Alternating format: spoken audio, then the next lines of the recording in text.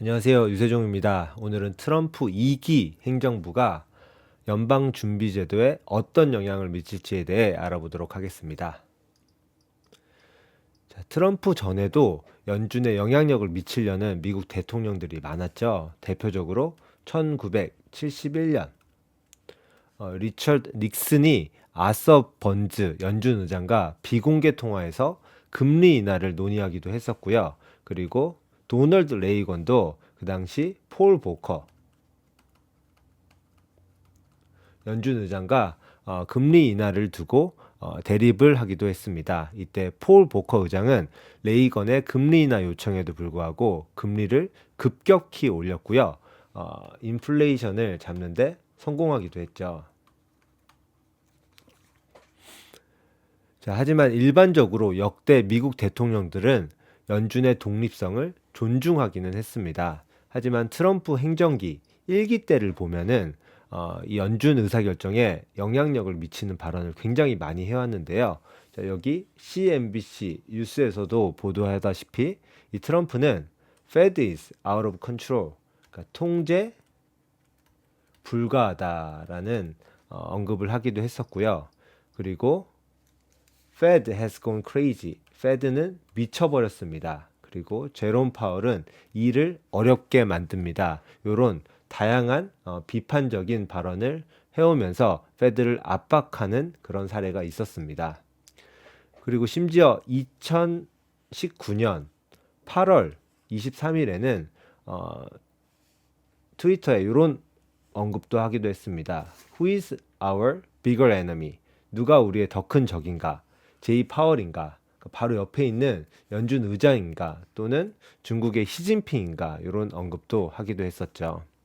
정치에 휘둘리지 않는 연준의 독립성, 그러니까 이 연준의 독립성은 경제의 안정성과 그리고 지속 가능성에 필수이기 때문에 전 연준 의장인 제닛 옐런 그리고 전 재무장관인 레리 서머스를 비롯한 수많은 전문가들은 트럼프의 연준 의장 비판이 부적절하다고 지적했습니다. 연방준비제도는 의회에 의해서 만들어졌고 물가 안정을 달성하고 최대 고용을 유지하기 위한 법적 의무가 있습니다. 연준이 연방 기금 금리를 정할 때 독립성이 필수입니다. 독립성이 필수인데요. 이 연방 기금 금리는 은행이 당일 대출에 대해 지불하는 금리입니다. 금리가 낮아지면 가계가 대출하고 지출하는 것이 더 쉬워지고 기업이 고용과 장비에 더 많은 투자를 하게 되겠죠. 지출과 투자가 증가하면 경제 성장률은 올라가게 됩니다. 대통령과 집권당은 성장을 촉진하려는 인센티브를 가지고 있죠. 자, 경제가 좋으면 좋을수록 그러면 선거에 당선될 가능성도 더 높아지겠죠. 하지만 금리를 계속해서 내릴 수는 없습니다. 자, 이게 연방기금 금리 이 시기별로 수치를 나타낸 건데요. 이때가 바로 코로나 시기죠. 2020년 코로나 시기처럼 0%대의 금리를 너무 오랫동안 유지하게 되면 높은 인플레이션이 발생하게 됩니다. 연준의 독립성이 인정되는 이유는 때로는 인기 없는 결정, 구체적으로 이렇게 금리를 올리는 결정을 내려야 하기 때문입니다. 너무 오랫동안 파티가 지속될 때 시끄러운 음악을 끄는 엄마 역할을 하는 기관이 바로 이 연준이라고 볼 수 있죠. 하지만 연준이 독립적이어야 된다는 것은 어떤 법령에도 강제되어 있지 않습니다. 많은 전문가의 우려에도 불구하고 트럼프는 2024년 대통령 선거 때부터 자신이 대통령이 되면 연준의 의사결정에 영향을 주겠다는 것을 분명히 했습니다. 인터뷰를 하나 보고 가면요. 트럼프가 이런 말을 했습니다. 제가 명령할 수는 없다고 생각하지만, 그러니까 연준에 명령할 수는 없지만 금리를 올려야 할지 내려야 할지에 대한 의견을 제시할 권리가 있다고 생각합니다. 라고 말을 하곤 했죠. 2024년 트럼프의 선거운동 기간 동안 행정부가 연준의 의사결정에 영향을 미칠 수 있도록 하는 계획을 수립하곤 했습니다. 트럼프 선거 캠프의 한 관리자는 연방준비제도는 독립된 섬이 되어서는 안 됩니다. 그들은 행정부에 보고해야 됩니다. 라고 얘기를 했죠. 즉, 이 사람이 얘기하는 바는 행정부한테 바로 연준이 보고를 하는 이런 수직적인 시스템이죠. 이렇게 될 경우 연준의 독립성은 인정을 받지 못하는 것이 되겠죠. 자, 트럼프가 연준에 영향을 미칠 수 있는 방법은 바로 임명 절차인데요. 자, 이 연준은 세 가지로 구성되어 있습니다. 첫 번째는 12개의 연방준비은행, 요게 있고요. 여기에는 12개의 은행이 있고 각 은행마다 은행장이 있습니다. 두 번째는 연방준비제도 이사회인데요. 이 연방준비제도 이사회는 워싱턴 DC에 7명의 이사로 구성된 이사회가 있으며 각 위원은 대통령이 임명합니다. 이 부분에서 트럼프가 영향력을 행사할 수 있겠죠. 세 번째로 연방공개시장위원회가 있는데요. 이사와 연방준비제도 이사회 의장으로 구성된 12명의 투표위원회로서 통화정책을 결정하는 기관입니다. 법률에 따라 통화정책에 대해 투표해야 되는 12명의 구성원은 법률에 의해 결정이 됩니다.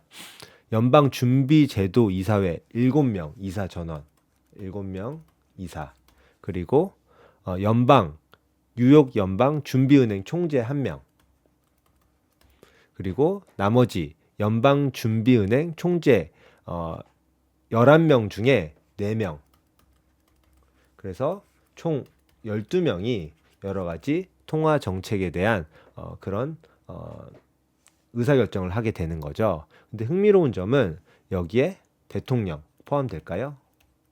대통령 포함 안 되죠. 그리고 재무부 장관도 포함이 안 됩니다.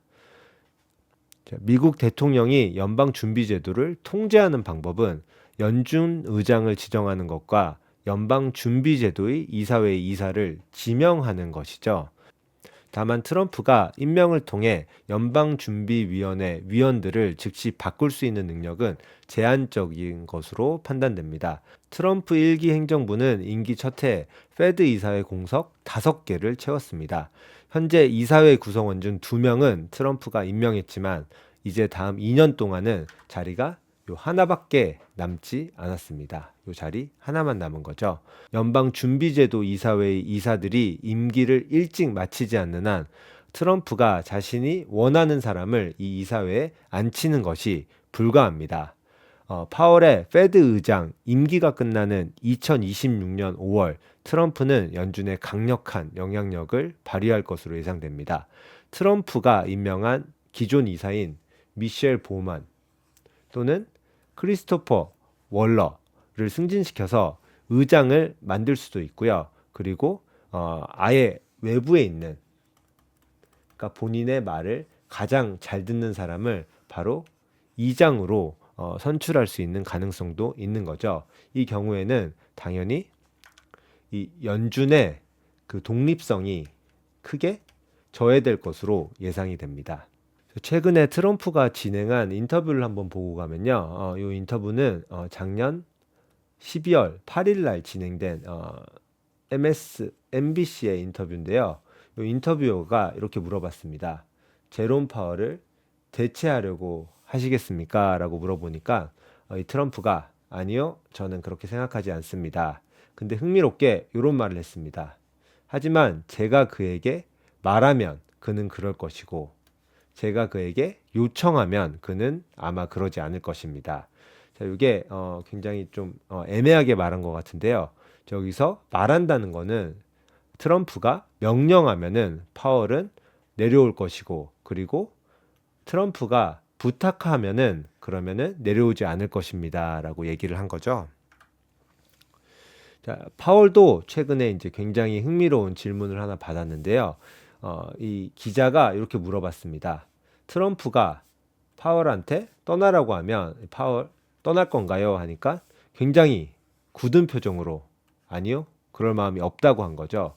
그리고 추가적으로 법적으로 대통령이, 그러니까 트럼프가 파월을 해고하면 의장 자리를 비워야 된다고 생각하나요? 라고 물어보니까 또 굉장히 굳은 표정으로 아니요 라고 말했습니다. 인플레이션이 조금씩 잡히면서 연준은 2024년 하반기부터 금리를 조금씩 내리고 있는데요. 이렇게 보면은 코로나 기간 동안 금리가 0% 수준이었고 너무 낮은 금리를 오랫동안 유지하다 보니까 이렇게 인플레이션이 이렇게 튀기 시작한 거죠. 인플레이션이 이렇게 튀니까 이때서부터는 연준에서 금리를 막 올렸습니다. 그러니까 다행히도 인플레이션이 조금 잡히기 시작한 거죠. 인플레이션이 조금씩 잡히기 시작하니까 2024년 하반기, 그러니까 9월 달에 연준은 50 베이시스 포인트를 낮췄고요. 11월에 25 베이시스 포인트를 낮췄고 12월에 또 25 베이시스 포인트를 낮췄죠. 2024년 하반기가 될수록 인플레이션은 은행의 2% 목표, 2% 목표라면 여기 라인에 있는 부분이죠. 여기에 굉장히 가까워지기는 했는데요. 아직도 2%보다는 조금 높은 수치입니다. 2024년 12월 금리를 25 베이시스 포인트 인하하긴 했지만 연준은 2025년 금리 인하 전망을 기존 4회에서 2회로 줄여버렸습니다.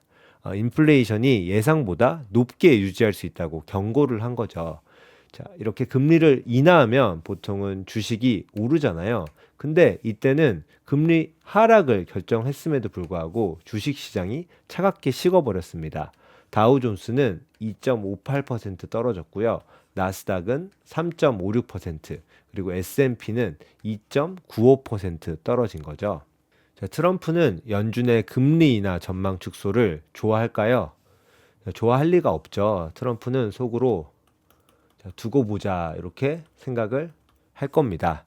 이 트럼프와 파월이 이끄는 연준 사이의 갈등이 다시 표면화될 가능성이 굉장히 커지고 있는 것이죠. 네, 오늘 수업은 여기까지 보고요. 다음 시간에 또 다른 흥미로운 주제로 찾아오도록 하겠습니다. 감사합니다.